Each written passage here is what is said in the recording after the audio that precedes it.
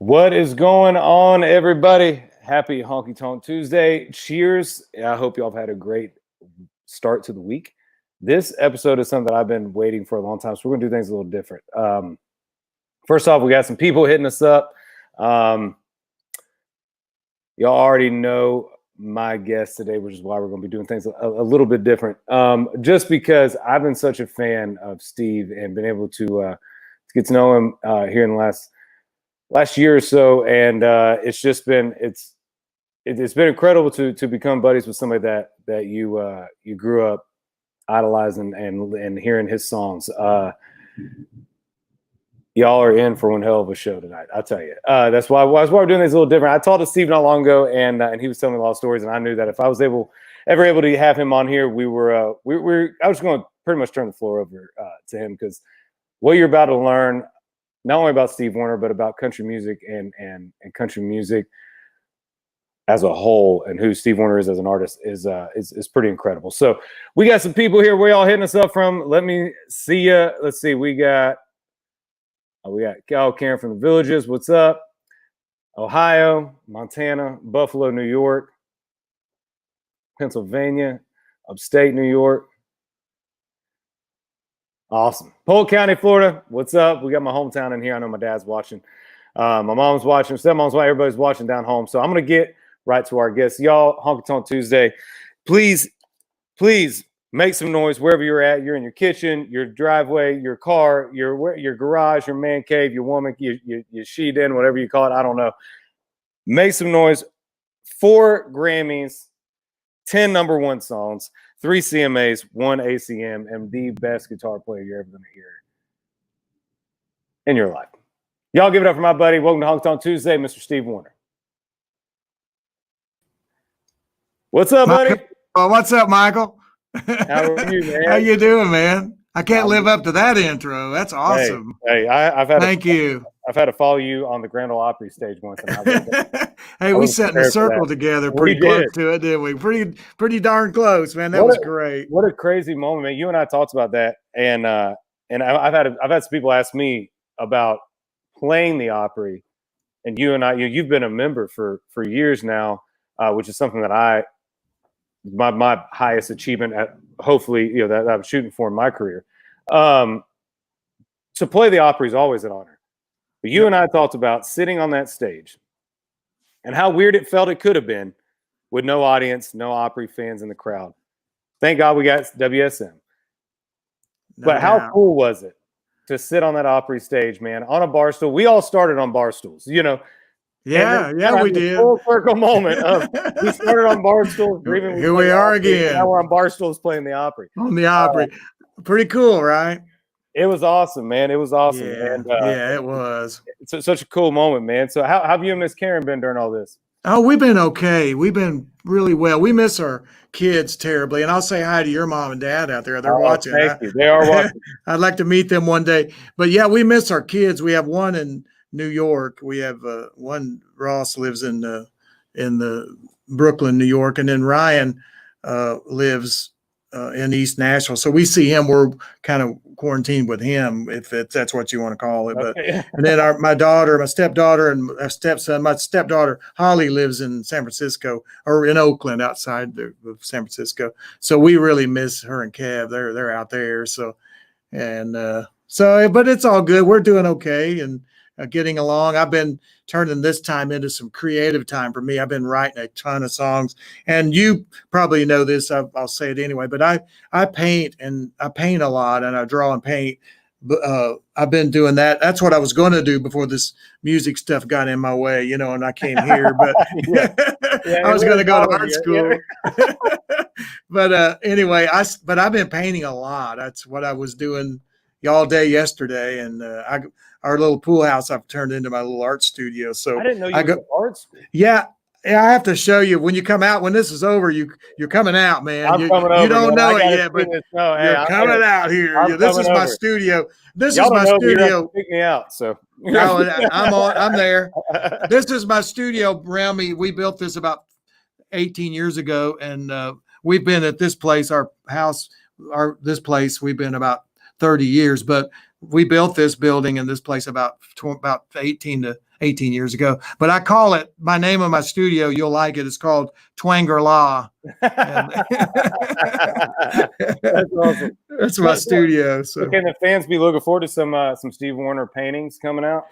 well, you can go on my website, stevewariner.com. There's a page they sell lithograph. Some of my lithograph prints. I got about a dozen or so of my watercolor stuff that I've done through the years, and there's some of those available. But those lately, I've been painting these gigantic abstract, real big abstract paintings, and I've been studying that since all this quarantine stuff. And that's awesome. I was kind of studying some things that I don't normally get me out of my comfort zone, and I've been if you saw me yesterday, I'd paint all over me, and it was crazy, but face everywhere, just paint, man. It was fun, Drawing is always something I wish I could have. My uncle Terry, he passed away about a few weeks ago, almost a month ago. Oh, and man, he was such an incredible artist. Thank you. Wow.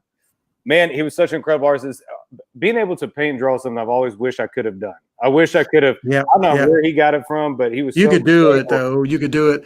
I think I was having to watch him draw all his crazy good stuff, and then I was having to. I was like, I'm gonna have to follow that. I don't know. That intimidates you when you see my brother's a fine artist, and he's a real deal fine artist. That's what he does. I'm not bragging on him. That's what style he does. Yeah. He's a semi-fine artist. But no, he does it. That's what he does, and he's the real deal. But I do it. I do it. I had an art show a few years ago. I had 26 pieces in the Tennessee State Museum. Wow. 26 pieces that I did. And so I do some shows every now and then, and I don't sell much. Every now and then I'll sell a piece, but usually we do our lithographs. I always brag that, you and I have a mutual friend, our buddy Clint Black, yes, which sir. I enjoyed you having him on with that recently. We really enjoyed that. And he's a dear friend. But I always brag that I've got 2 pieces of art, and I have 2 pieces of my art hanging in his house. One of them's in the bathroom of his studio, but it's still in his house. Okay. Wait a minute. The bathroom to the right when you walk in with the control. Yeah, his studio. You drew that photo in the bathroom. That the Cowboys all there. Yeah, that's me. I did no that. Way. Yeah. I had no idea. Yeah. I always tell people, I go, I got art in Clint Black's house. Country superstar Clint Black. It's in his bathroom. It's all here, man. We don't need. Too much detail. Kind of like being and more on the festival. Whenever I'm like, hey, at least I'm playing. I don't care. Yeah, I've been there, done that. I know all about and many more. Oh man, so man, I thank you so much for joining us on here, man. Yeah, man, my pleasure. This whole thing as something fun for all of us to do, and you and I've been able to talk a few times, and yep. I'm just such a big fan of the music of country music as a whole, and I feel like yes, I was at my management office. That's actually where I'm at right now, and we were listening to some older songs of the 90s and 80s and stuff, and what y'all did, man, for all of us now is the reason why we started Honky Tonk Tuesday, is because you're not getting country music now if it wasn't for what y'all did and paved the way for us to do back in the day, and to make it happen. Nice.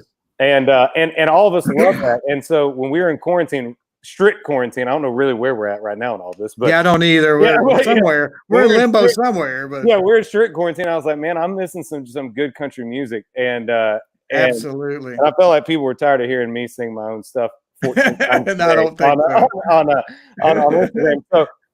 So and this whole thing kind of took life, man. And so I just appreciate you being here with us, and we've had a lot of people man hit us up, man. And I think I told you when we were at the Opry, but you saved a Mother's Day for me with my mom with Holes in the Floor of Heaven back in the day. And I was able to buy that record when it came out on Tuesday. And when I was no kidding. Saved Mother's Day for me. I'm uncle. I appreciate it, man. Well, I'll tell you what, that Mother's Day is important. I'm telling you, that's a big one. It's a big one, man. And and there's also another Mother's Day song that I did with Glenn Campbell. We had a duet. Glenn and I had a duet out in the 90s that was a big hit. It was on Glenn's record called Still Within the Sound of My Voice. Yep. But the song was There Ought to Be a Hall of Fame for Mamas. Remember that song? Yeah, I do. And Glenn, and oh my God, I thought when I recorded that with Glenn, that's every year, that's a big Mother's Day song. And so my mom, bless her heart, she would come to my shows, and introduce her, and I would say, I'm going to do this, Mom, for you. And she would stand up. And my Oh. dad would always later, he'd say, would you don't do that? He goes, I can't ever get her to sit back down after it's over. She's still wanting to stand through it all the way through the song. She loved it so much, you know. Man, I think that's the best part of what we get to do, man, is be able to give back to our Share parents who so much and share those moments. Absolutely. Yeah. Yeah, You can't even, you probably can't even, you know, you do, but most people can't even understand how proud parents have got to be. Your mom and dad are so proud of you. I know they are. Thanks, man. It's something else when you see your kid up on the Grand Ole Opry stage or the big stages you play. Well, you used to play, I guess. But I don't know what we're doing now. But we'll get back to that. I want to play. I want to play so bad. I want to go play somewhere, you know. Me too, man. Well, hey, I'm going to give you that opportunity, Steve. I'll tell you. Yeah, I'm going to give you the opportunity. See how you did that? I like that. I like that. You swing in there. See how? Man, I'm going to let you choose whatever. One thing I was so excited for, Steve, was I don't know how far you and I got to talk about this, but just my family, you know, having their band and being fans of country music, but also playing country music, and country music was just intertwined. I was born into a family that loved it. And yeah, that's me too. You and I, sorry to interrupt you, but you and I sound so much alike because I did the same thing. My dad had a band and he had a regular job, he would call it, but he played on the weekends. And my brother, for a while, my oldest brother played bass. I'd play drums at one point, if you want to call it that. And we would play out, but that's where I got started. The love of country music.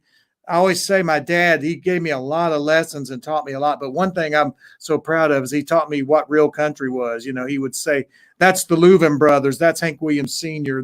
He'd play these records and that's Johnny Cash. That's so-and-so. And I was going I was in school, man, you know. Man, that was the same, literally the same thing. You know, what I didn't realize that I was so fortunate to have taught to me at an early age until later on. Yeah. I had my grandfather teaching me Porter Wagner, Bobby Barrett, Ray Price, Loretta Lynn, Dolly Parton, Jeannie Seeley, and then my dad and my grandpa kind of intertwined with Haggard, Earl Thomas Conley, John Conley, you know. Sure. And I remember having those same conversations with my grandfather. It was like, that's, you know, because, you know, he was, what I was bringing to him, he was like, that's good, but this is, you know, but he was check this out. Yeah. And he was teaching me this stuff. And then what ended up happening was I would learn these songs to try to stump him or my dad.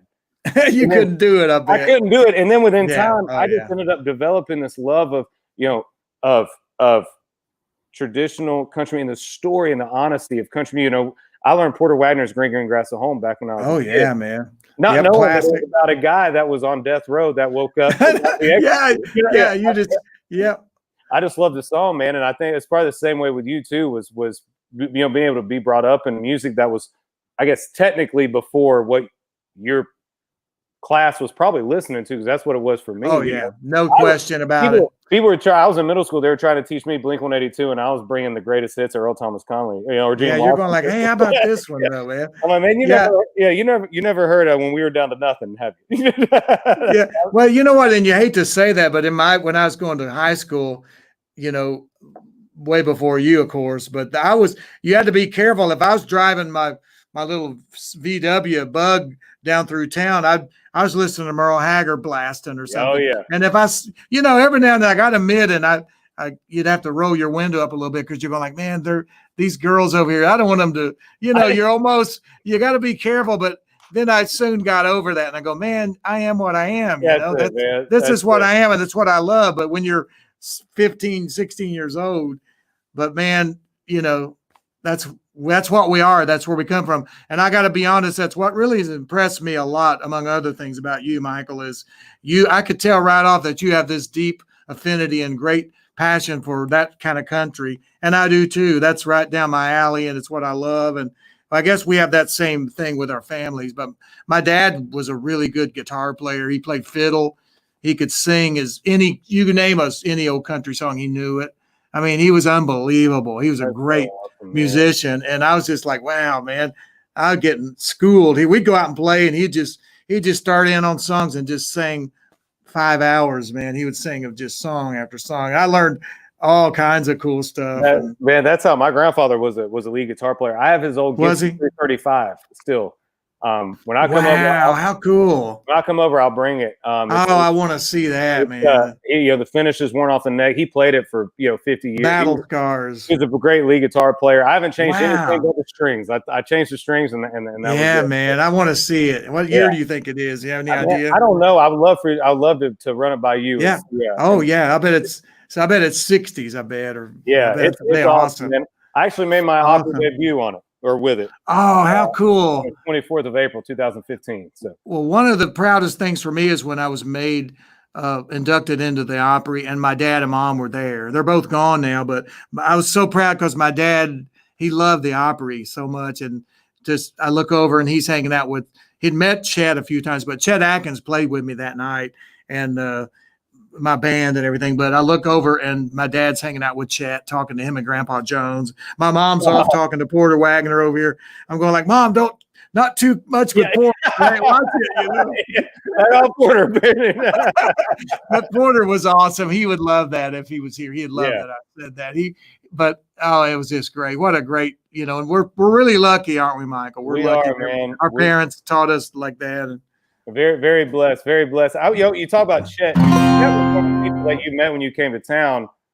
Well, my dad had all of his records, so as a young kid, I would sit and listen to those Chet Atkins records because my dad loved Chet Atkins and worshipped him and Merle Travis, and later James Burton came along, and all these people that I knew and got to know later. I didn't know at the time, but Chet and I was his. He was.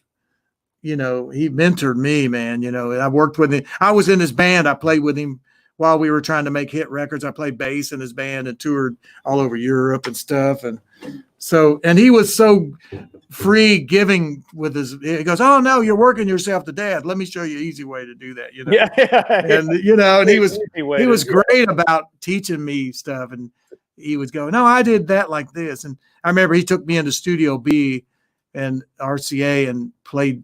He had me record. He had an engineer there, and he had me sing a few songs. I know he was testing me on tape, seeing how would I do in the studio. And I remember singing some songs, and I played. He goes, "I hear you play guitar pretty good. Play me one of my songs." And I go, "Okay," and I played one of his songs to Chet Atkins, and I go, "How stupid is that?" And then he recorded it, and then not long after that, he signed me to RCA, and there you go. The rest is whatever you call it. But he signed me to RCA, and then we started making records. And did he produce that early stuff, 78, 80? Or because you signed to RCA in 80, right? It's crazy. I actually signed a singles deal, they called it.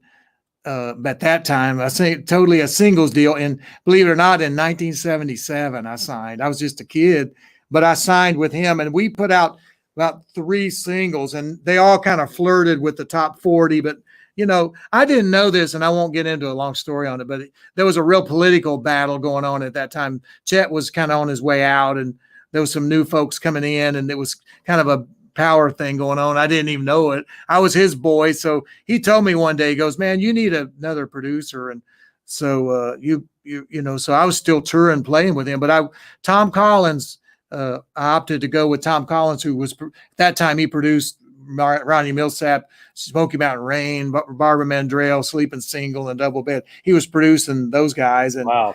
And then so he took me in the studio, and we cut our very first thing while I was still touring with Chet Atkins. We cut a song called Your Memory. What was it doing in Miami? I thought I'd left it far behind me. And it went top 10. It went to 7. And Chet called me in and says, "Well, you got your first top 10." And I go, "Yes, sir." And he goes, "That's great. You're fired." And I go, "What?" He fired me from his band, but he said, "You need to get out on your own." So I started touring at that point, and it's hard to be a sideman whenever you have your own top 10 song on the radio. Oh man, it was really starting to get difficult. I can tell you that. And then but Chet and I became best of friends all the way to the end. And he died in 2001.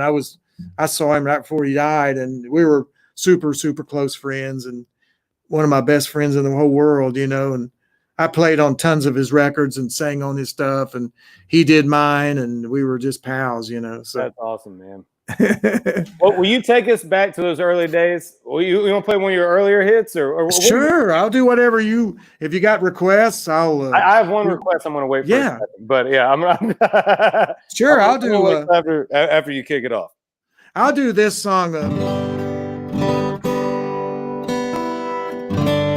This is the very first thing I cut when I went in with Chet. He took me into RCA. It was the day after Elvis Presley died. And so you can imagine what RCA was like the next morning after that. You were in RCA the day after Elvis passed? The morning after. There was press. Wow. There was a lot of NBC, ABC, CBS were there with the camera crews, and it was kind of nuts. But I wrote a song when I was traveling and working with Dottie West when I was 18 years old. I wrote this song, and I'll do it. And Chet always loved this song. It was the first thing I cut when I went in with him. It's a story song. My little third grade hand wrote "I love you" on a note of yellow paper and sent it to the front of the road to a little blonde-haired girl. The blonde-haired girl just opened it, read it to herself, and I was so embarrassed when she turned around and said, "I'm already taken, you spoke up too late. I love somebody else, so you'll just have to wait."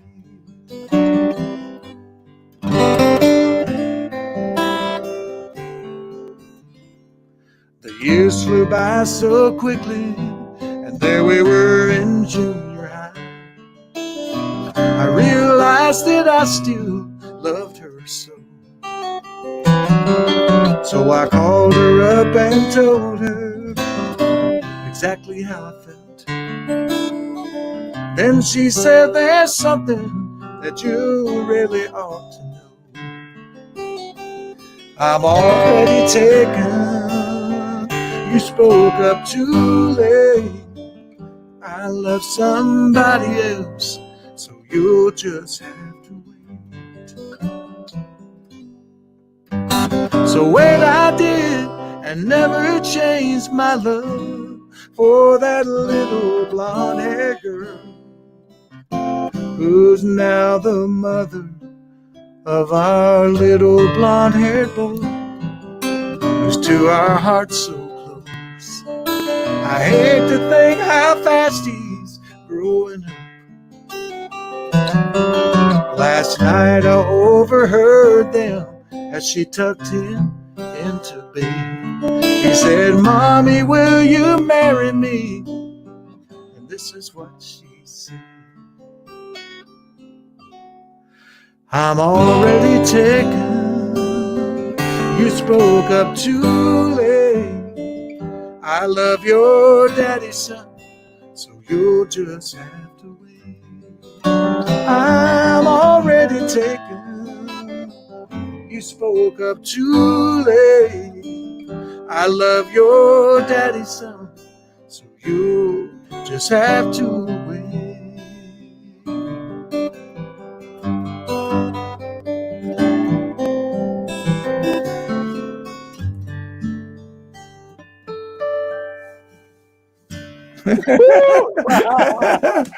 Oh, thanks, man. We got Dustin over here. We got an audience for the first time back here. Oh, man. All right, so you slid that in a little bit. All right, so you were playing for Dottie West. Yep, playing bass. They had a really good guitar player named Jimmy Johnson. Yeah, I started with her when I was 17, and we played the Ryman that year. The Opry was at the Ryman still. It was at the Ryman. I played it when we did the Opry a few times. It moved out where it is now in 74. So I played the Opry about 3 times when it was still at the Ryman, and Dottie was she killed him, man. I mean, she came out and floored everybody. I was scared to death the very first time I ever played it. I hallucinated. I was so scared, and she was running late, and I've told that story 100 times, but oh my God, we were running late. I didn't know where to plug in. I was just a teenager and never been out of Indiana and Kentucky. It's only 2 places I'd ever been, but it was really something else, So when you were with Dottie, were you were writing? Well, that's funny. I was writing because my dad wrote songs, And I remember my dad would write a song and I go, how do you do that? It's so cool. And he'd play me songs he wrote. But so I started trying to write songs when I was about 15. And then, so when I got with Dottie, I told her that I wrote, and she was a tremendous songwriter. A lot of people don't know this about Dottie West. She was the first female country artist to win a Grammy in 1964 with a no, and she wrote the song. It's called "Here Comes My Baby." Oh yeah, here comes my baby back again. And she wrote that song and also won a Grammy with it. So so I would come in and she would say, what did you write this week? And I'd say, well, I wrote this, and I'd sing it on the bus going down the road. And she would say, why did you say that? She goes, you ought to say, and she'd give me a school me, and she'd go, why did you say that? And I go, I don't know, and she was teaching me. So eventually I signed with her publishing company called First Generation, which also she just had signed Larry Gatlin. And okay. And I was he and I were on that in the same publishing company and writing. I was writing for her too. And then it was administered by Combine Music, which had Chris Christopherson, and that's an admin that company. So I'd see Chris down there sometimes go like, oh my God, there's Chris Christopherson, That's Bob so McDill, wild, Bob McDill and these great songwriters, I'm so jealous that you were coming up at the time where like you said, you look over and your parents are speaking with Grandpa Jones, and that era of the Opry and music at the time, I think it was just there was something really cool and honest about it. Yeah, it was just, and Chet would introduce me, Dottie would too, introduce me to these Opry people. And it's like, hey, Steve. Chet one time, he goes, Steve, say hi to Minnie Pearl. And I go, oh my God, I miss Minnie. I miss Minnie, and that kind of stuff. No way, man. You know what I mean?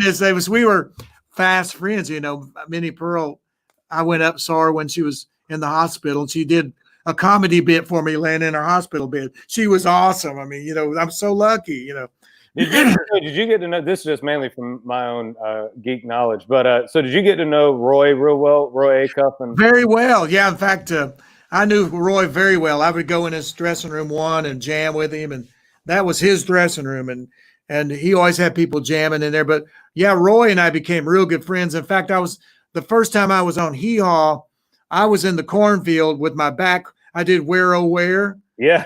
And I was the guy with the back straw hat, and Roy Acuff, when he did the You Met Another, and he spit all over me. So the king of country music, ladies and gentlemen, The places the 17-year-old Steve at the Opry didn't know it would take him later on. I go, it's Roy Acuff. It's okay, man. Yeah, it's fine. It's Roy. It's good.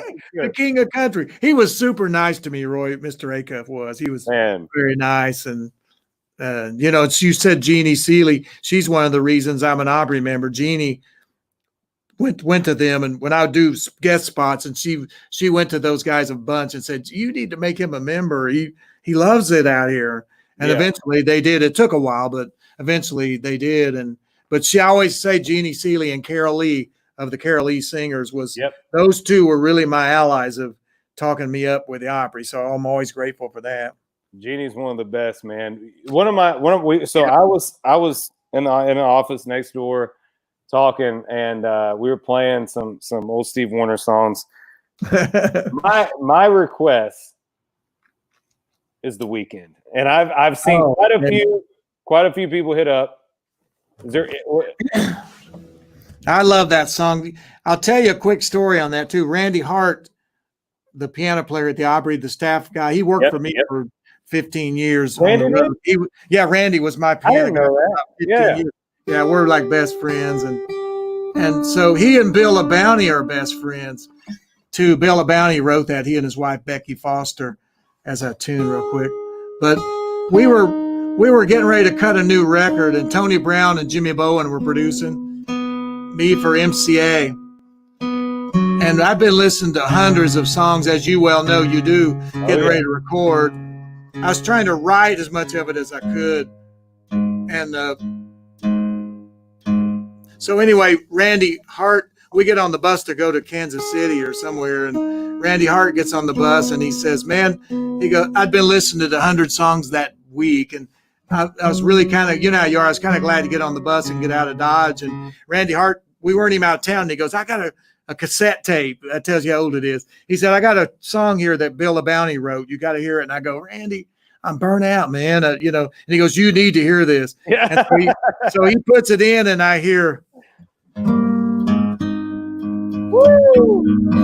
And it's Bill LaBounty singing The Weekend. And as soon as he sang the first couple lines, I just stopped the tape and I said, man, find me a payphone. I got to go call and put a hold on this song. That's how long ago it was a payphone. We had to go find. Made it a little further than the cassette did. But does that tell you how old I am?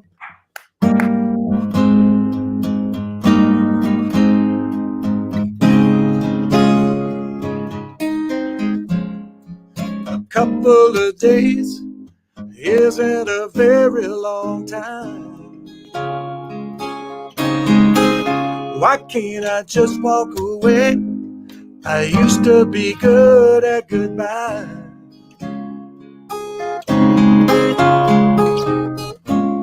But out on the water, under the stars, I let the moonlight play a trick on my heart. You had some fun for the weekend, but I'll be in love for the rest of my life. You took me out to the deep end, and I fell right over. I didn't think twice. I finally got something worth keeping. And if I can't have you tonight, at least I had the weekend. Ooh. The radio plays the sound of the waves rolling in. The spell of the night, it sure can get under your skin. And just for a moment, I held you too close. And now I'm all out of time, and I don't want to let go. You had some fun for the weekend, but I'll be in love for the rest of my life. You took me out to the deep end, and I fell right over. I didn't think twice. I finally got something worth keeping. And if I can't have you tonight, at least I had the weekend. How much can happen in a night or two? I guess it's all depending on your point of view. You had some fun for the weekend, girl, but I'll be in love for the rest of my life. You took me out to the deep end, and I fell right over. I didn't think twice. You had some fun for the weekend.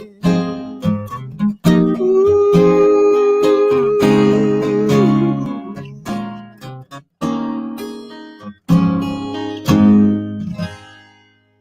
woo! Oh, that's country music right there, buddy. Oh man, Thank you, man. that is so.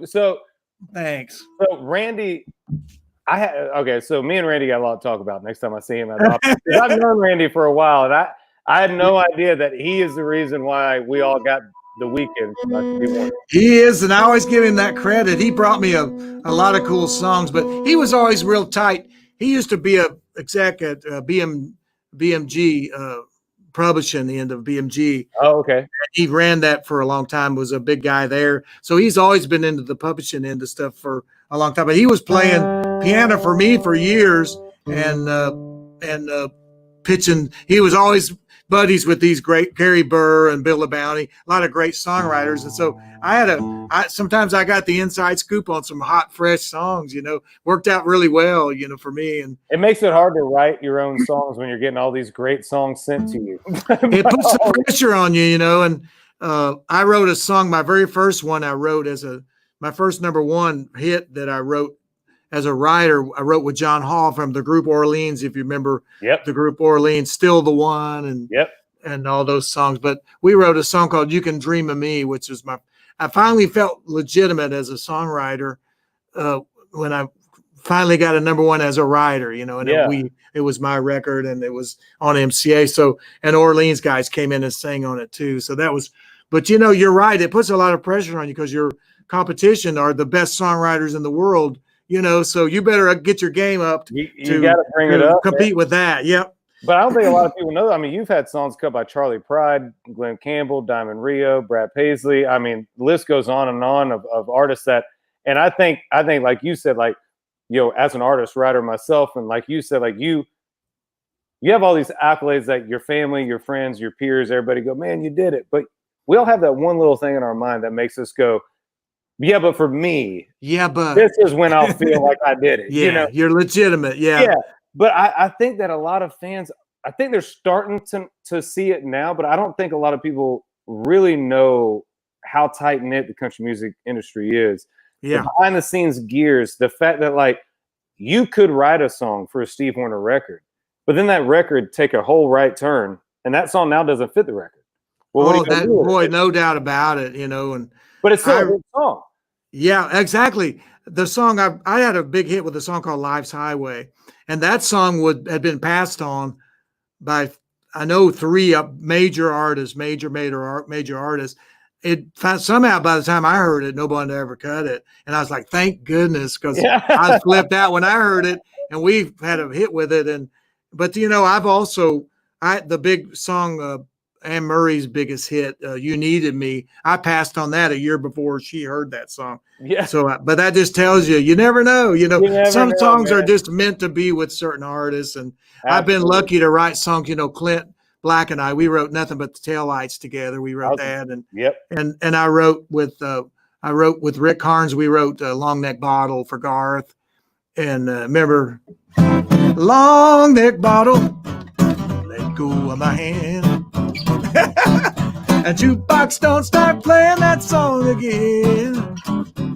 There's a girl at home who loves me, she won't understand. Long neck bottle, let go of my hand.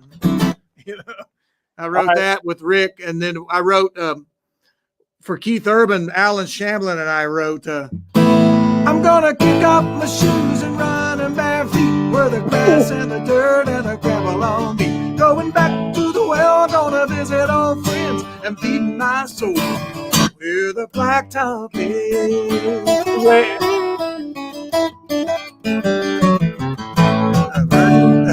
So wait a minute. Steve, I pride myself on knowledge of country music. I had no idea you wrote "Where the Blacktop Ends." I did. I'll tell you a funny story too. I had all the guitar licks,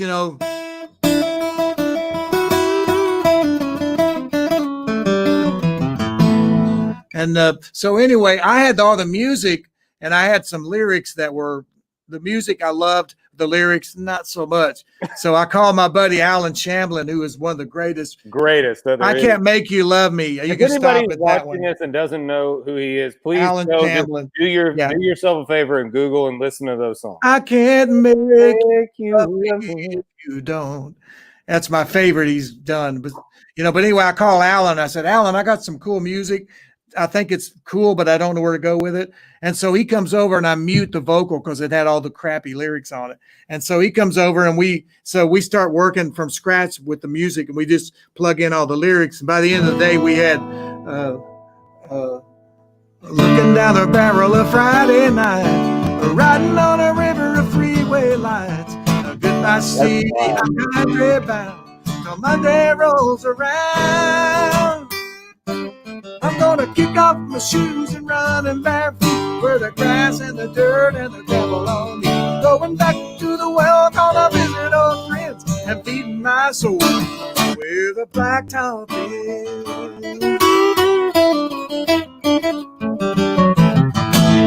Woo, son. That'll get me drunk around a bonfire easy. That's a good place to do That's it. a surefire way for that to happen. I'll tell you that. I've been lucky too through the years. You know, one of the proudest things I wrote, it wasn't a hit, but it was on his last album he did. Don Williams did a song that I wrote with Tony Arata called "The Answer," and I'm really, really proud of that song. And it's on his last album that he did. And Kenny Rogers did a song that I wrote.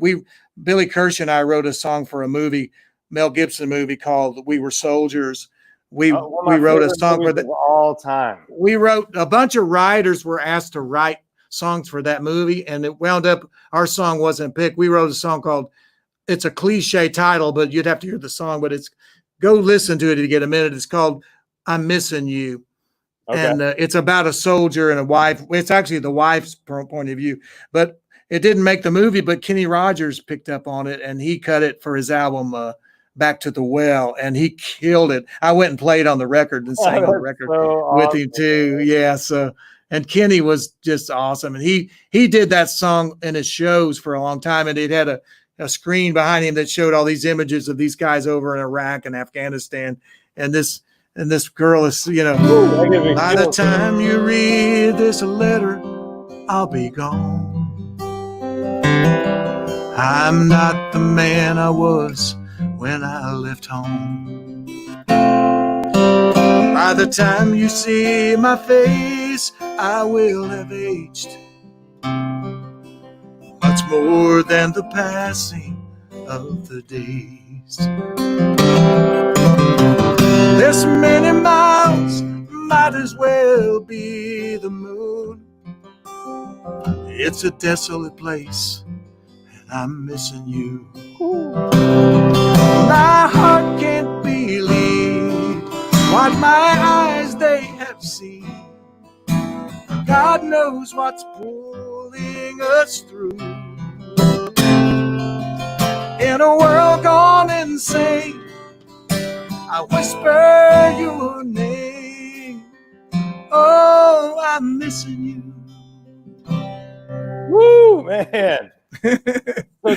So were you and Kenny close before he cut that song, or like I had met him. We weren't close, but I'd met him because I'd opened shows for him back when I was in the day, you know. Yeah. Prior to that, I'd opened shows. I remember up east, we did a tour together, and all the shows were in the round, you know, those shows up east, Westbury Music Fair and Valley Forge and Buffalo. And, but I opened on some tours with him. And so we were very friendly, and, you know, but I guess he heard that song, he heard me talking about it. Maybe, I don't even know where he heard it, and he picked up on it right away. He got it, man. And I got a call from his manager, and he said, Kenny loves this song. He wants to meet with you. And I took my son, Ross, who was about 13 at the time. And if you remember back then, around that time, Saturday Night Live was doing this bit on Kenny Rogers Roasters, you know. Oh, yeah. And Kenny Rogers. Yeah, exactly. And so I take Ross in with me to this, my son, Ross, who is now 33, and I think, and 34, 33, and lives in New York. And so I took him into this meeting, and Kenny says, I love this song. I'm going to cut it. Will you come in and play on it? And I go, heck yeah. And I go, Kenny, say hello to my son, Ross. Ross is Kenny Rogers. And Ross goes, hey, nice to meet you, Mr. Rogers. I really like your Kenny Rogers Roasters. But anyway, yeah, Kenny was just, I mean, he was a consummate pro, you know. Yeah. But you know, what's funny about what you just said about how you opened for Kenny, and then that full circle moment for you is a lot of what you told me about with you and this, you know, really very small name guy that really, you know, needs a lot of introduction from Oklahoma named Garth Brooks. He needs all the help he can get, right? He does. Yeah, he texted me earlier. We're trying to help him out. He texted me earlier. I was like, Garth, give me a minute. I'll see what I can do. Garth and I go so far back.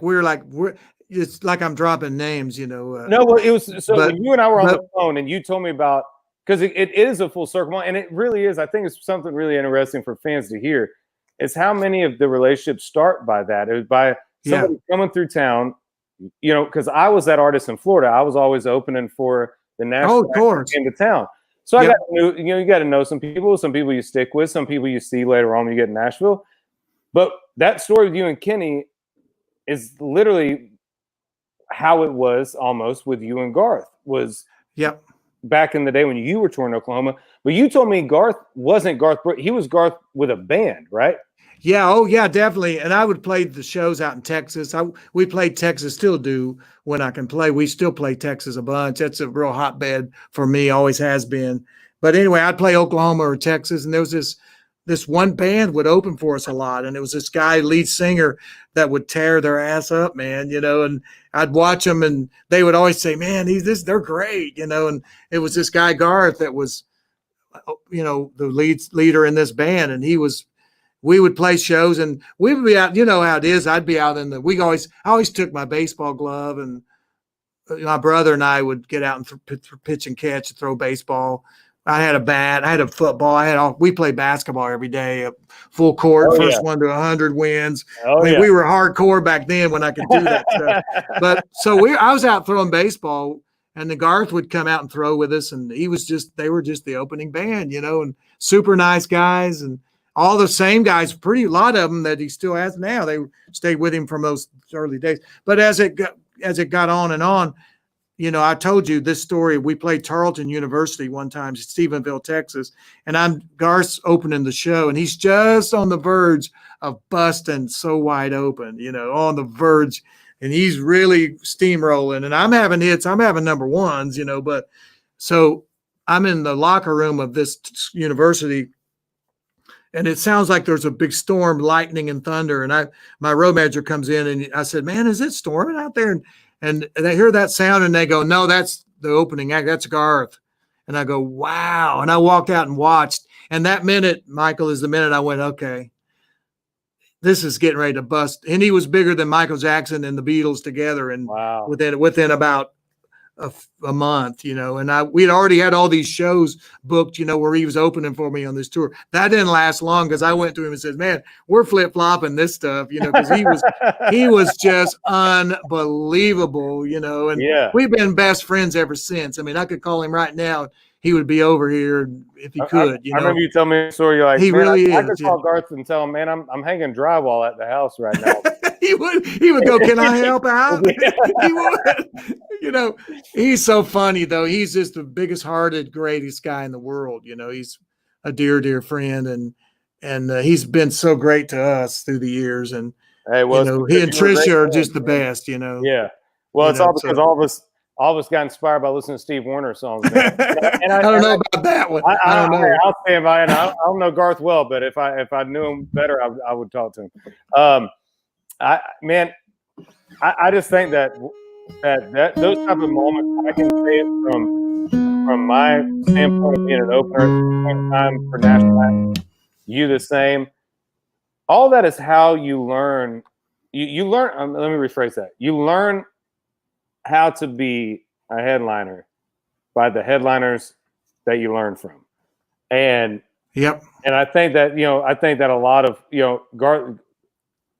I think a lot of what Garth learned, man, those days of y'all being as tight as y'all are, speaks to who you are.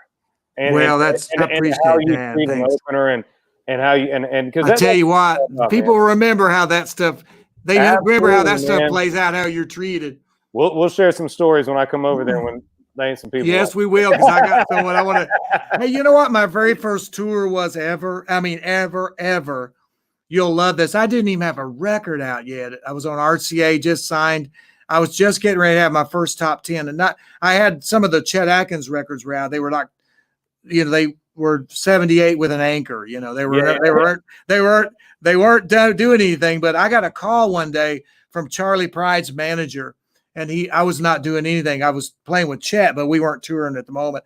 And Charlie Pride's manager said, "Man, Steve, can you get on a plane tonight and fly into Halifax and then meet up? Somebody will meet you there, and then you'll fly with Charlie." His opening act, who was Dave and Sugar, who had hits. One of the girls was really, really sick, and they had to cancel. And so I didn't even have a freaking record out. And I get on a plane and I fly by myself to Halifax. And then I meet up with Charlie's bunch, and we get on Charlie's private plane, and we fly all over Newfoundland, all the Maritimes. And that was my first tour ever. And I played with Charlie's band. And I was just telling them the songs, like I did Good Hearted Woman and stuff like that, Good Time Charlie's Got the Blues. I was playing my own guitar. I was turning around, it's in G, guys, and that's how you learn it, And Charlie Pride is the best. He was so nice to this young kid. And he and his wife and I, Rosine, all through the years, we've been really good friends. And Charlie is just it was super nice to me. I did that whole tour, finished it with him, and flew with him on his plane all through that tour, and just super nice, man. One of my favorite songs, man, I first learned from him was "You've Got to Kiss an Angel Good Morning." Oh, that's my favorite, man. And if he was with you, he would look at you, and I don't know what I hadn't even met him, and he walks up to me and he goes, "You're a Capricorn." And I go, "Oh my God, how did you know that?" And he goes, "That's what I do." He would know you. He knows everybody. He can walk up and say, "You're a Sagittarius." And then you go, crazy. Oh. I've never seen him miss it ever with anybody. I just found out a couple years ago. I'm a Taurus. I'm still trying to figure out what that's. Yeah, I don't even know what all that means. I know what any of it means, but he'll give me an open conversation with Charlie Pride. I'll do it. Yeah, if you see him, just say, "Hey, are you a?" But he nailed me the first time he got my Capricorn. Yeah, tell me, man. Tell me. Well, man, Steve, thank you so much for sharing. I know she's behind the camera. My pleasure, man. Glad to be with you. It means a lot to me, man, and I know everybody here that you took the time to be on this with me, man. I really appreciate your friendship and same here, man. I'm telling you, I really mean it. I appreciate your friendship, and it's great to get to know you so much better this past year. Hopefully, when it gets to be not this distant stuff, we need to get. I want to write with you. We need. Yeah, I would love that, man. We got some writing to do, and I would love to come by. And when all this is over, we'll do it in person. Here's some more stories in person, man. And war stories. Some more stories. That's it. Well, hey, I'll let you pick the last song, man. That you want to do. We got a lot of people, hit us up, big Steve Wariner fans, and oh man, there's probably 7 of them out there, huh? No, there's a lot. There's a lot of us out here, Steve. There's a lot. Well, I'll do this. I'll close doing this, one of my favorites. John Scott Sherrill wrote this.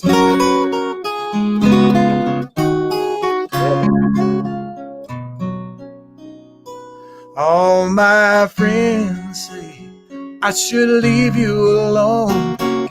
You've got a heart like a stone and a wondering eye. And I know that the right I can make up my mind not to see you again, but you move through my dreams like the wind. It's no good to pretend it won't happen again, 'cause it'll happen again. Some fools never learn. Play with the fire and you're gonna get burned. It's only love when you're loved in return.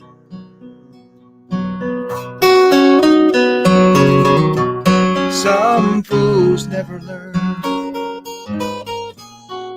Some fools never learn.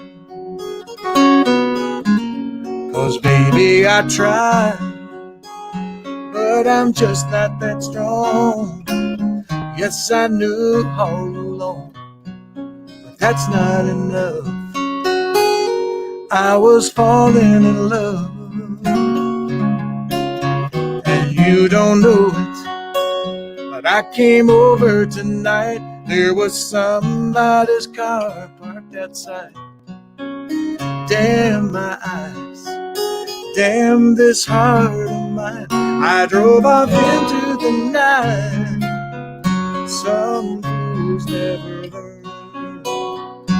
You play with the fire and you're gonna get burned. It's only love when you're loved in return.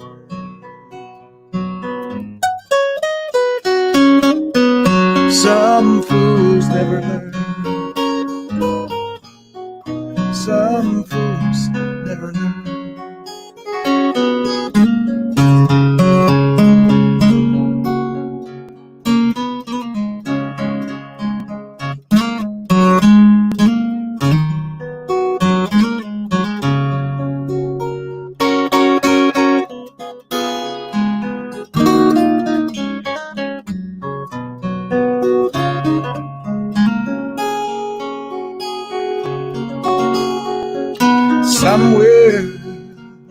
In the city tonight, there's a girl and she's lonely like me. She'll be easy to see. And naturally, she'll have that look in her eyes. She'll be feeling that way. I see it all plain as day. Oh, I'll never be what she wants me to be.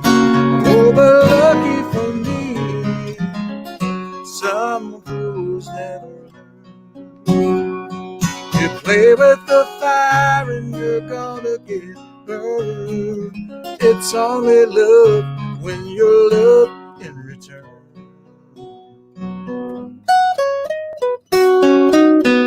Some fools never learn. Some fools never learn.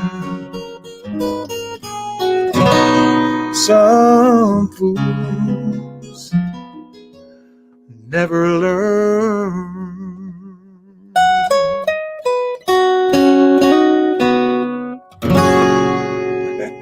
Woo! Oh man, I had to get down in the ozone there. that. Well, my guitar's dusty down there. I ain't never get down. You know, one time somebody asked Roger Miller, they said, "Do you ever play down in here, Roger?" And Roger said, "No, I stay right down in here where all the money is." When I went to learn frets, my grandpa handed me a capo. Oh, I love it, man. You just learn G, C, D, E minor, and then move this down one You fret. just shoot that down. That's it. Yeah, exactly. I've really enjoyed it, man. Thanks for having me. Thank you so much. Please Yes, tell me, Aaron, we said thank you, and Ellery said buddy, y'all be safe. We'll do it, man. Let's talk. Yes, sir. I will hit you up. See you, buddy. Okay, buddy. See you, Michael. Yes, sir. See you, buddy. Bye. All right, y'all. I know this is a little different than we normally do, but it's just because I'm such a fan of Steve, and there's just so many layers of his career that made him who he is, that got him to where he's at. And without Steve Wariner, you don't have a Garth Brooks. You don't have a lot of artists. Clint Black, one time I got to talk to Clint when him and I first got to meet each other and get to know each other. And I asked him if he ever still learns guitar from anybody. And without hesitation, he said Steve Wariner. So just want to thank Steve for hopping on with us. Next week, we will be back. And we got a great lineup coming up in the next few weeks. I'm really excited for this stuff. So hope y'all are doing well. Hope you're safe. Y'all check out Hope Dealer. And a friend of mine is charity that they're all putting together. So helping people get their laundry done, pay for their laundry, to make sure that they can keep doing what they're doing. So just trying to help each other out. I love you guys. Y'all be safe. Thank y'all. Y'all be kind and love each other. And we'll drink some whiskey and listen to some country music next Tuesday. Be safe. See you.